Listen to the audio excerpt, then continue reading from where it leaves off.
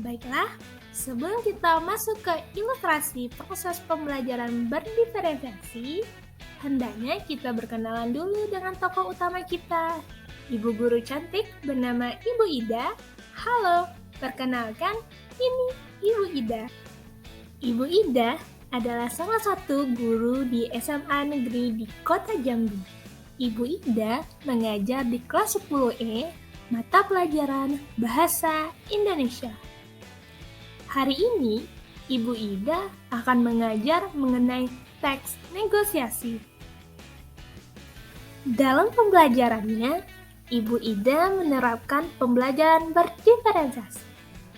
Tujuan Ibu Ida menerapkan pembelajaran berdiferensiasi ini adalah untuk membantu setiap muridnya tumbuh semaksimal mungkin sesuai kemampuan yang dimiliki. Pembelajaran berdiferensiasi ini memiliki 4 aspek. Yang pertama, konten atau isi. Yang kedua, proses. Yang ketiga, produk. Dan aspek yang keempat yaitu lingkungan belajar.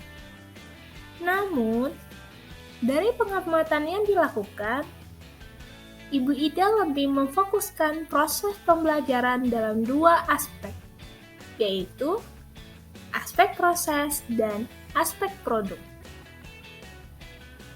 Nah, bagaimana ya proses pembelajaran yang dilakukan Ibu Ida? Mari bersama kita saksikan ilustrasi berikut ini. Let's go! Seperti yang sudah dikatakan di awal video, hari ini Ibu Ida akan mengajar mengenai teks negosiasi. Siang itu, pukul 13.15, Ibu Ida masuk ke kelas 10E6. Suasana di kelas terasa tidak kondusif. Meja siswa tampak berantakan dengan sampah-sampah makanan di atasnya. Ada beberapa siswa yang bajunya keluar, kursi-kursi tidak pada posisinya. Ada juga siswa yang asyik dengan Android-nya. Dan tentu saja ada beberapa siswa yang tertidur.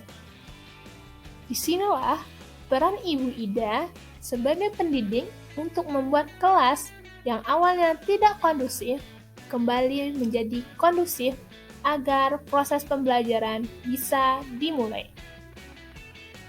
Hal pertama yang dilakukan saat Ibu Ida di kelas adalah dengan meminta muridnya untuk menyimpan Android-nya terlebih dahulu. Barulah Ibu Ida meminta untuk merapikan meja serta mengambil sampah yang berserakan. Setelah itu, melihat beberapa siswa yang bajunya keluar, Ibu Ida meminta siswa untuk saling berdiri lalu saling berhadapan dengan teman sebangkunya. Coba perhatikan teman di depan Ananda. Apakah seragamnya sudah rapi atau belum? Jika belum, tolong dibantu temannya ya untuk merapikan seragamnya, ucap Ibu Ida. Setelah mendengar ucapan Ibu Ida, para murid bergegas untuk saling membantu merapikan seragam teman sebangkunya. Memang butuh beberapa saat, tapi Ibu Ida dengan sabar menunggu muridnya. Barulah setelah semuanya kondusif, Ibu Ida masuk ke aspek proses pembelajaran berdiferensiasi. Ibu Ida mengecek kesiapan muridnya sebelum benar-benar masuk ke dalam proses pembelajaran. Cara Ibu Ida mengecek kesiapan muridnya adalah dengan melakukan ice breaking dengan permainan gajah dan semut.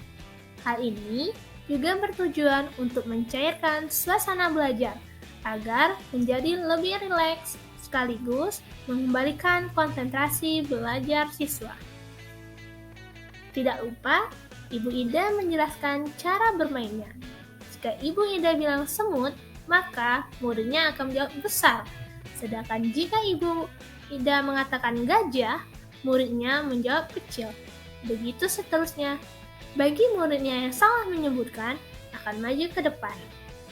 Ternyata, tidak ada satupun dari muridnya yang salah dalam permainan ice breaking.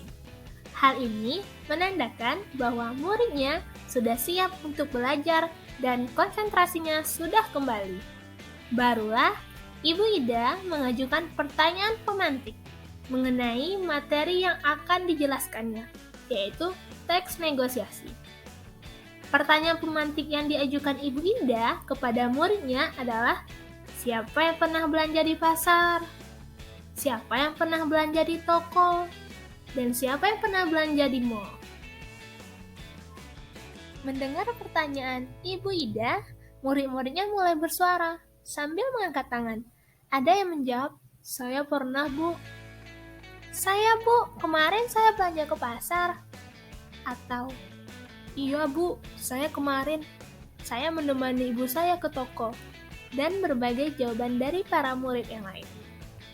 Karena banyaknya jawaban dari muridnya yang tampak begitu antusias, maka dari itu Ibu Ida memilih beberapa dari siswa yang mengangkat tangannya untuk maju ke depan kelas menceritakan pengalaman berbelanja.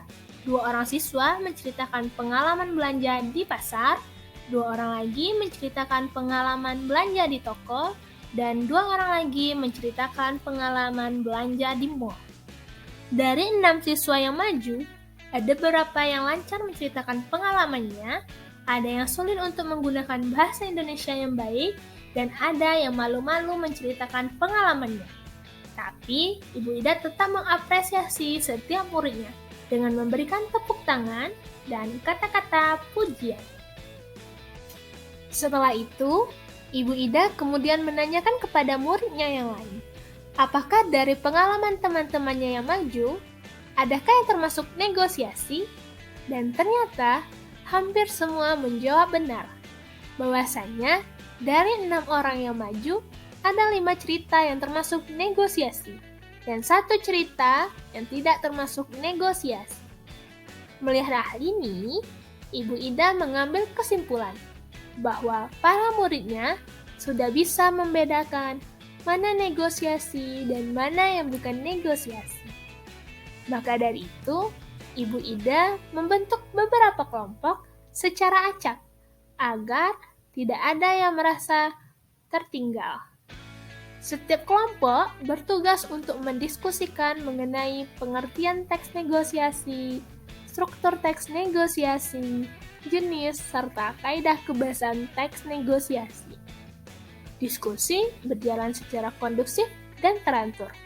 Jika ada yang membutuhkan bantuan, Ibu Ida mendatangi kelompok tersebut. Setelah memastikan semua kelompok telah menyelesaikan tugasnya, barulah setelah itu Ibu Ida memberi kesempatan setiap anggota kelompok membacakan hasil diskusinya. Setelah hasil diskusi dibacakan, Ibu Ida menjelaskan beberapa bagian yang sekiranya sulit dipahami oleh muridnya. Ibu Ida menyatukan pemahaman yang dimiliki setiap kelompok menjadi sebuah kesimpulan yang dapat dimengerti oleh siswa. Setelah dirasa semuanya paham, barulah Ibu Ida masuk kepada proses pembelajaran berdiferensiasi pada aspek produk. Pada aspek produk, setelah seluruh muridnya mendapatkan materi secara menyeluruh, maka selanjutnya Ibu Ida menugaskan untuk memilih tugas yang sesuai minat dan bakat masing-masing muridnya. Karena teks negosiasi membutuhkan 2 orang atau lebih, maka dari itu, tugas ini dibebankan kepada setiap kelompok. Setiap kelompok dibebaskan untuk memilih tugasnya, apakah ingin berbentuk video, seperti bermain peran, atau interaksi langsung dengan pihak yang ingin diajak bernegosiasi. Namun, bagi yang tidak ingin berbentuk video, bisa juga berbentuk gambar, misalnya komik, karikatur, ataupun poster. Ibu Ida membebaskan murid-muridnya untuk memilih jenis produk yang diinginkan. Disinilah letak proses pembelajaran berdiferensiasi pada aspek produk. Setelah tak terasa, kita sudah sampai di akhir ilustrasi pembelajaran berdiferensiasi yang dilakukan Ibu Ida. Jadi, dapat diambil kesimpulan bahwa Ibu Ida telah melakukan pembelajaran berdiferensiasi pada aspek proses dan aspek produk. Masih ada dua aspek yang belum diterapkan Ibu Ida, yaitu aspek konten atau isi dan aspek lingkungan belajar. Sekian ilustrasi dari proses pembelajaran berdiferensiasi yang dilakukan Ibu Ida. Mohon maaf apabila proses pembelajaran Ibu Ida belum maksimal. Semoga di kemudian hari, Ibu Ida bisa menerapkan keempat aspek pada proses pembelajaran diferensiasi di kelasnya. Sekian, Ibu Ida pamit undur diri. Sampai ketemu di Ibu Ida Cantik Jilid 2.